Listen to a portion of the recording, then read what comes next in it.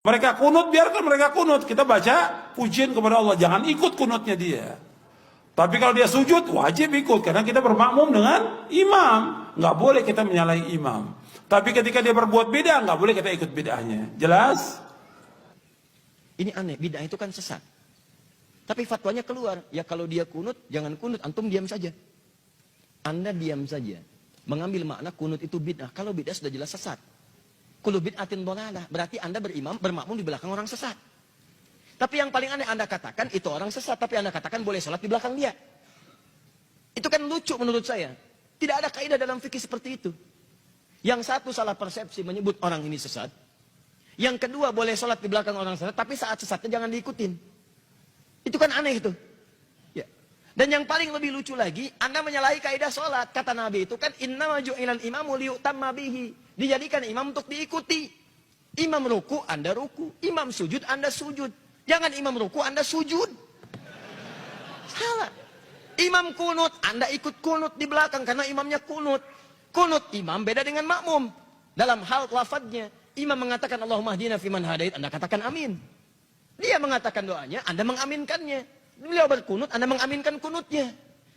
Masalah Anda mengangkat tangan atau tidak, itu perbedaan lain.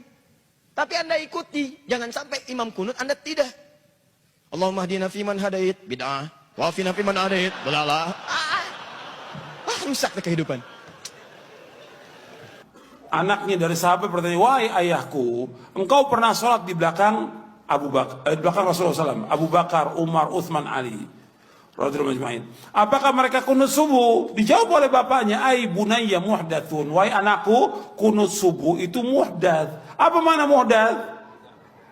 Beda, bahkan lebih tegas lagi di Sunan Nasai dijelaskan, ai bunayya bid'atun, wahai anakku, kunut subuh itu bid'ah. Ya abati, duhai ayah, saya melihat sekelompok mereka melakukan kunut dalam subuhnya. Bagaimana pendapat ayah? Bid'ah. Maksud bid'ah di situ bukan menyalahkan orang kunut, tapi maksudnya saya tidak pernah menyaksikannya saat saya bersama Nabi. Saya jaga amalan saya seperti saya lihat dari Nabi. Mungkin mereka melihat yang berbeda, tapi saya takut karena yang saya lihat itu yang ini. Sekarang pertanyaan saya, apakah semua saat Nabi menyampaikan tausiahnya, semua sahabat ada di situ? Belum tentu. Nabi di Madinah, yang di Madinah melihat Nabi, yang di Badar tidak. Nabi ke Uhud, yang di Uhud melihat Nabi, yang di Badar tidak. Mustahil Nabi ke Badar, semua orang Madinah ke Badar, kosong Madinah. Mustahil. Makanya kadang-kadang ada ayat turun di tempat ini, yang ini belum mengetahui. Ada hadis disampaikan di sini, yang ini belum paham. Nah, yang melihat di sini itu akan mengamalkan apa yang dilihat. Yang dilihat di sini itu mengamalkan apa yang dilihat. Makanya dalam kasus kunut ada yang mengatakan bid'ah, bukan bid'ah maksudnya. Kemudian, maaf, menilai bahwa perbuatan itu menyimpang dari ketentuan agama, bukan. Maksud dalam hadis ini adalah saya tidak pernah melihat itu sejak saya sholat di belakang Nabi. Makanya kalimat turunannya di hadis An-Nasai, saya sholat di belakang Abu Bakar, saya sholat di belakang Umar, saya sholat di belakang kemudian Uthman, saya sholat di belakang Ali. Sebelumnya sholat di belakang Nabi, tapi mereka tidak pernah berkunut. Karena engkau sholat di belakang mereka semua itu saat mereka tidak kunut. Tapi tahukah Anda saat mereka sholat di tempat lain, ada orang yang bermakmum di belakangnya mereka kunut? Itu masalahnya.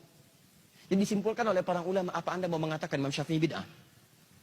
Wah, kan imam itu manusia, bisa aja salah. Kalau Imam Syafi'i salah, guru Anda salah. Saya lebih baik memilih Imam Syafi'i daripada guru Anda.